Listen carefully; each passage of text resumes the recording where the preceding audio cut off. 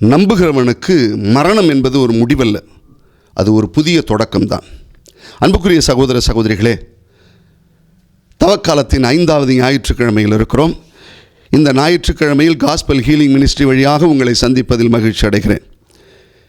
இன்றைய நற்செய்தியானது லாசர் உயிர்ப்பிக்கப்படுகிற செய்தி நற்செய்தியாக வருகிறது. யோவான் நற்செய்தியிலே ஆண்டவர் இயேசு கிறிஸ்து செய்கிற அற்புதங்களிலே இது 7வது அற்புதமாக வெளிக்காட்டப்படுகிறது. இதில் ஒரு சில முக்கியமான விஷயங்களை நாம் உள்வாங்கிக் கொள்வது நல்லதாக இருக்கும். இயேசு காலதாமதமாக லாசருடைய வீட்டிற்கு வர்றார். 2 நாள்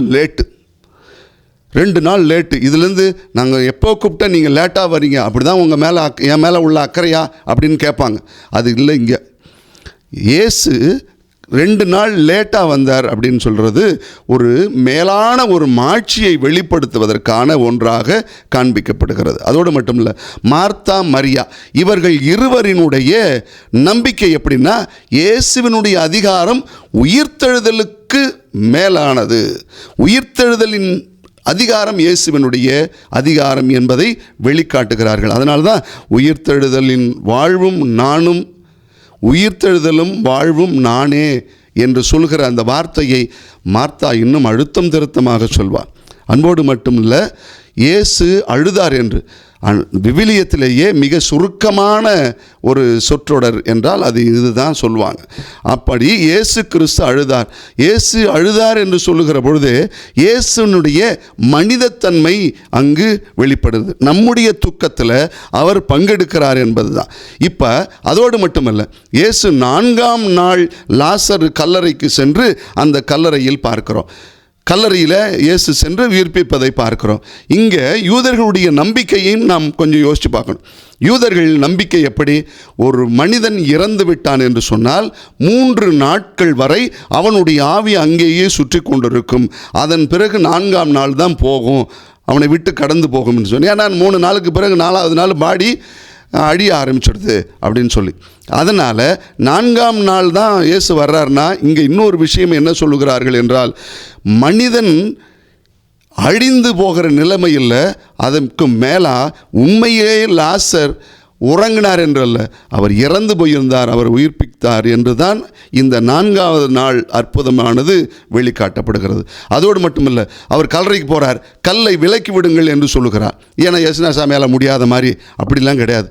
இங்கே என்னென்னா, ஒரு மனிதன் தன்னை சுற்றி வைத்திருக்கிற அனைத்து கட்டுகளிலிருந்து இவனும் வெளியே வர முயற்சி எடுக்க வேண்டும்.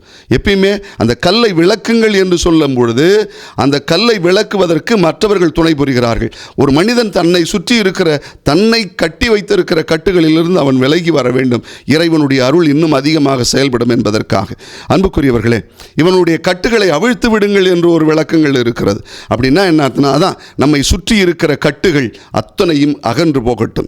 அன்புக்குரியவர்களே, நன்றாக யோசிக்கும் பொழுது ஒரு விஷயத்தை நாம் புரிந்து கொள்வோம். உயிர்த்தெழுதலும் வாழ்வும் நானே, என்னில் நம்பிக்கை கொள்பவன் இறப்பினும் வாழ்வான் என்று சொல்கிறார். கடவுளோடு நாம் கொண்டிருக்கிற இந்த உறவு என்பது மரணத்தோடு அறுபடுவது அல்ல, அதற்கு பின்பும் தொடரப்படுகிறது என்பதை புரிந்து கொள்ள வேண்டும். ஒரு அழகான ஒரு தோட்டம், அந்த தோட்டத்தில் ஒரு அரிய வகை ரோஜா செடியை கொண்டு வந்து நட்டு வைக்கிறார் ஒருத்தர். வளருது. ஒரு பனிக்காலம் வருது, வெயில் காலம் வருது, அந்த செடி இலை உதிர்ந்து போகிறது, பூ உதிர்ந்து போகிறது, வெறும் குச்சாட்டம் நிற்கிது. அந்த குச்சாட்டம் நிற்கிறது காய்ஞ்சி போன மாதிரி நிற்கிது. அப்போ அந்த வீட்டில் இருந்த ஒரு சிறுவன் வர்றான். சிறுவன் வந்து கேட்குறான், தாத்தா இந்த செடி செத்து போச்சு இல்லை, பூலாம் இல்லை, ஒன்றுமே இல்லைல்ல, செத்து போச்சு இல்லை அப்படின்னு சொல்லி கேட்குறான். அப்போ தாத்தா சொன்னார், இல்லை, ஓம் பார்வைக்கு தான் அது செத்து போச்சு, ஆனால் ஏன் பார்வைக்கு அது சாகலை, அது இன்னும் அதனுடைய உயிர் இன்னும் என்கிட்ட தான் இருக்குது அப்படிங்கிறார். என்கிட்ட தான் இருக்குங்கிறார். அப்போ உடனே கொஞ்சம் காலம் போகுது, வசந்த காலம் வருது. தாத்தா அதற்கான முயற்சியெல்லாம் எடுக்கிறார். எல்லாம் அழகாக எடுத்து மழைக்காலம் வந்து நீர் பாய்ச்சப்படுகிறது, வளர்ச்சி அடைகிறது, நேராக குறுத்து வருது, செழிப்பாக வளருது. அதுக்கு பிறகு அந்த பையனும் வரான், தாத்தாவும் அங்கே இருக்கிறார். தாத்தா சொன்னார், பாத்தியா, இது நாள் வரைக்கும் உயிர் நீ பார்த்த இடத்துல மட்டும் இல்லை, அது உயிர் அடியில் இருந்தது. உயிர் மண்ணுக்கு கீழே இருந்தது, உனக்கு தெரியல. செடி காய்ஞ்சி போனது மட்டும் உனக்கு தெரிஞ்சது, உயிர் கீழே இருந்தது உனக்கு தெரியல. ஒன்று நல்லா புரிஞ்சுக்கோ, மூலவேர் மண்ணில் இணைந்திருந்ததனால் உயிர் இருந்தது. மனிதனுடைய உடல் கூட ஒரு நேரம் அழிந்து போகலாம், ஆனால் அவனுடைய உயிர் என்பது கடவுளோடு இணைந்து இருக்கிறது. அதனால் அது அழிந்து போகாது, மீண்டும் அது கடவுளோடு இணையக்கூடியது தான் என்பதைத்தான் நீங்கள் புரிந்து கொள்ள வேண்டும் என்று அந்த தாத்தாவும் அந்த பையனுக்கு ஒரு விளக்கம் கொடுத்தாராம். அன்புக்குரியவர்களே, உயிர்த்தெழுதல் வாழ்வு ஆண்டவர்களால் மட்டுமே முடியும் என்பதையும் புரிந்து கொள்ளுங்கள். இதைத்தான் லாசருடைய உயிர்ப்பு நமக்கு சொல்லுகிறது. கடவுளோடு நம் உறவு எப்பொழுதும் இருக்கிறது என்று சொன்னால் மரணத்தோடு அது முடியாது, அதற்கு பின்பும் அது தொடரும்.